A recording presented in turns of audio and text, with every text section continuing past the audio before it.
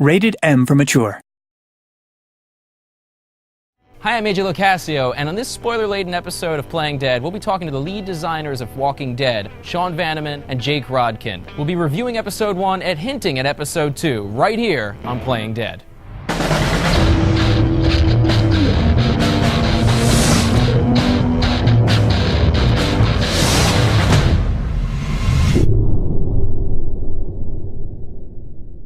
So, hi guys, thank you for being on the show again today. How's it going? So the episode's out, finally.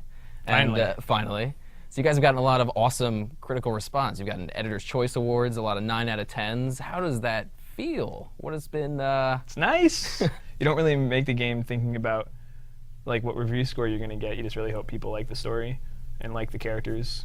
It's been really fun watching people playing through the game and just sort of the stuff that they experience as they go through the playthrough, and people talking about like, oh, I was a big asshole to this guy, and I was really nice over here, and sort of, oh, what happened when you were playing it, and like seeing people who just a lot of people on the Telltale forums and on sort of other big gaming sites and on Twitter comparing their different stories as they're playing through. It's been fascinating, and it's been really, really entertaining to watch, actually. Yeah, it's fun to watch people pick up on things that we thought were cool, but we didn't think we didn't know if people would pick up on or not. Like in the game, you have this dark past. Like Lee was on his way to jail and things like this. And there's a character, Carly, who comes, she knows who you are, but she says she's not going to tell anybody, and you have to trust her. And then later, you have kind of a snap decision whether you're going to save her life or save Doug's life. And I always hope that somebody would just like look over at her and just go, she knows. And then I read that was verbatim in a forum post. Yeah, on like something awful or something like that. It got down to that point where you had to choose between one of the two, and he said like, I looked over there and said, she knows, and just ran for Doug immediately and just left her to the zombies, and then went, I did that. That was crazy. So did you save Doug? I did. I saved Doug because I thought like, oh, that guy's got no hope. Look at her. She's like slender. She's a news reporter. So you're She's probably empathetic. been in Afghanistan and stuff. That's Like nice. this guy just stands by the door all day. He was screwed. I had to save him. I felt bad for him. Doug is a good friend of mine. I'm wearing this shirt in support of Doug, so I thank you for saving him. You're welcome. Thanks and I'm for sorry boosting about Doug's that. stats. like a week ago, we're hanging out with Doug on Sunday. Pre and post his stat, I think Doug has like a 28% survival rate or something in games right now, in the games. So he'll be upset about that. Save Doug.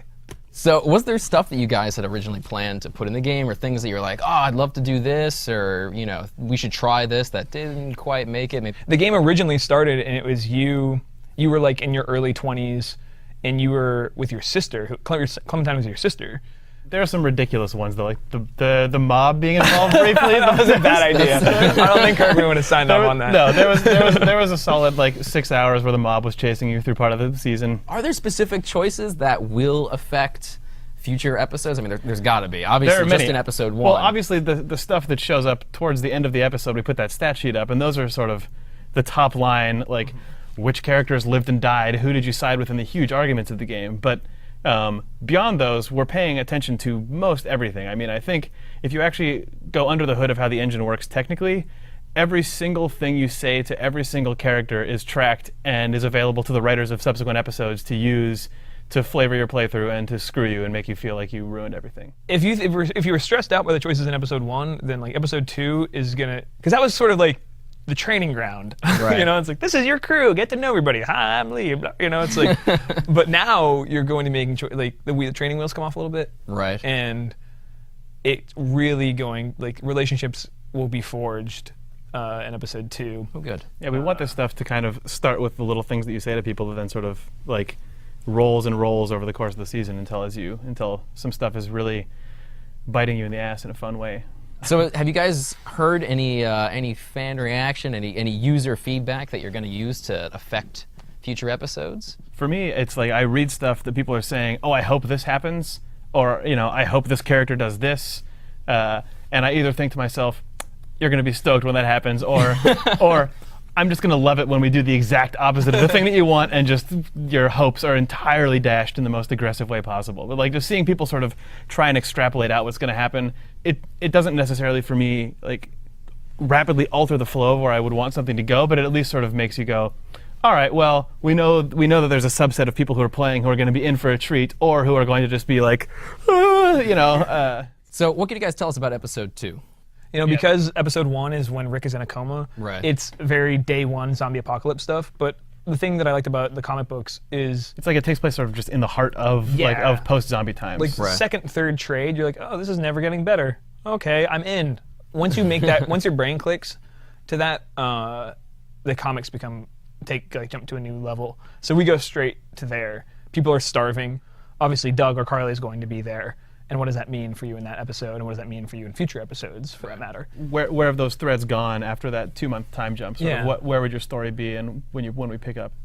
Does it scare you, AJ? It does scare me. It scares me a little bit. Does it 'cause excite suddenly, you? like, I'm talking to, like, what's her name, Katya? I can't even say that. And I'm just like, oh crap! If I tell her like, have a good day, that she might murder me later and be like, have a good day. Like, I don't know how that's gonna affect her. I don't know these people yet. So I'm, spoilers. where she murders you and screams, have a good day. No, it's terrifying. You didn't That say stuff goodbye to is- me politely on the farm. There's a fork is sticking out of your neck. Like when you have to choose between two people, it's, oh crap, I gotta choose right now. Like that's sort of, but just the little mundane things, or I'm worried that's gonna like set someone off. And be like, remember that time you said this? It's like, oh no. So I feel like I personally made some bad choices. Is this? Well, I mean, the thing that we really set out to design is there are just bad. Of course, good. You made bad choices because there were. I mean, there were no good choices to be made. So all you did was make bad choices. Well, I only good. made the best choices. Of course you did. Right. But we designed the game to not really. That's good and bad was sort of like a language that wasn't really used. So like a good example is like with the girl in the motor inn. Right. You go there the first time, you discover there's a girl, Irene, who's been locked up in a room. Glenn's been trying to save her. You try to save her. You open the door and she's bitten. And she says, please give me your gun. I got to end this. Like, what did you do? I said, shoot yourself. You gave her the gun? I was like, here you go. Yeah. You know, that's the stuff that's all really interesting to us. Like, there are no wrong choices. So to watch, most of those are 50-50. And then there's the Doug Carly. Yeah. Yeah, there was some that were Gender pretty split. extreme because most of them, they were split Yeah, down like the middle. And I the- was like, ooh, nobody likes Duck. The Irene one, I think, is a pretty decent example because once the door opens and someone who's bit shows up, like there's not a good way out of that. Yeah, I mean, her being bit. You're not going to inject her with zombie cure you know, Right. She's Like, not going to that's- join your crew and go off to have many great adventures.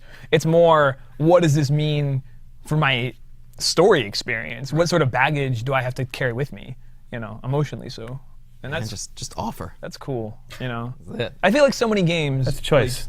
are about choice, and they're great games. Don't get me wrong, but when their choices have to mean something cold and mathematic to matter in that world, you don't really get interesting choices. When our choices are about like the emotional baggage that's going to come with you, and what looking backwards when you're in the 5th episode and you're like, God, I did just let that girl off herself, that. You can just do more interesting things, and you don't have to worry about like, well, what is this going to do to my stat sheet? Like obviously you can see how you compare at the end. We offer you stats. It's more how do you compare? We're with your not peers? making judgment calls. So something I really like about the game, and just kind of get back to like the creative freedom there is to when you're all making a game, then everybody's on the same page, is the little details that get put in. Just like I don't even know who that was, but in the motor inn at the end when It was just in a review. in a review, somebody was like, "Oh, it'd be really good if that girl who killed herself was in that pile of bodies." Yeah, we had And the now shot of she's- yeah. Lily when your crew at the end of the episode is clearing out the motor inn, and then you just see the pile of zombie corpses. We said, oh well, clearly it's gross, but they would have had to do something with Irene's body, so Yeah. throw her in there. So. And it's one of those things, depending on what choice you made there, you probably feel differently about seeing her face. That was It's a- cool whenever we can find ways to make give you story choice options that then sort of leave a thumbprint on the world like that. A body here, a broken thing here. So when I was playing the game, I mean, there was a lot of violence. The babysitter with the hammer. Yeah, we wanted to start strong. Yeah, you wanted to did. bring I was a pain. little like, I guess I'll do it again.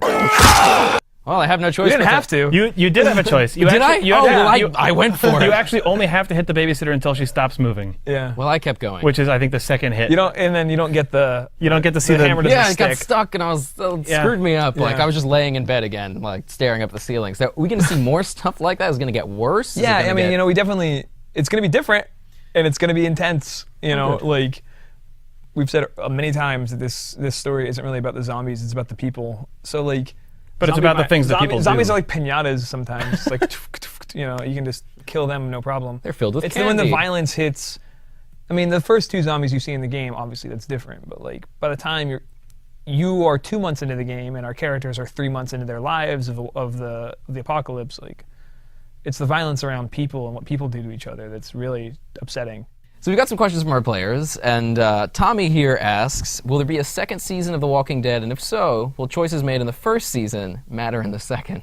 Man, we don't know. We don't know. We have nothing to announce. It'd It'd be cool. We'd love to do more stuff, but I can right tell you now, guaranteed I won't write a story that couldn't be a second season. Okay, so Jake, oh look, you sent in a question. What? In the first 4 minutes of gameplay, the police officer talks about a man he previously drove. Was he referring to Thomas Richards from the comic book? Who's to say? And that's the guy with the glasses. Yeah. Who's the serial killer in the good pickup. Yeah. Yeah.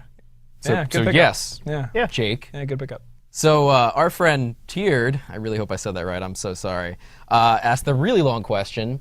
Am I right in believing that there was more to the scene where the zombies were attracted to TVs during the puzzle to get the keys for the pharmacy? Was it Romero-esque social commentary? Or am I just a loon with too much time on his hands? If I'm right, will we see scenes like this more often? Oh, the TV's turning on and all the zombies congregating around the TV. Yeah. We talked about it looking like it was that. That wasn't the intent of the scene. We didn't design it to be that, but when we saw it, we went, oh yeah, oh, we people did. with social commentary. It didn't start off as pointed social commentary, but is it? Choice matters.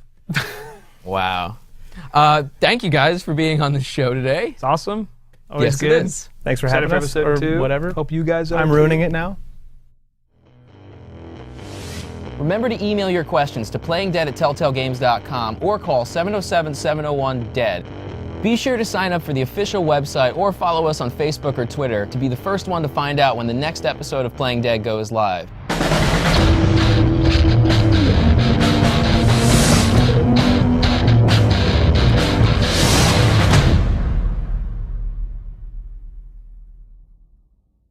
So Combine Overwatch asks... That's Combine Overwatch. It's Is it from Half-Life. Half-Life, yeah. Video game nerds.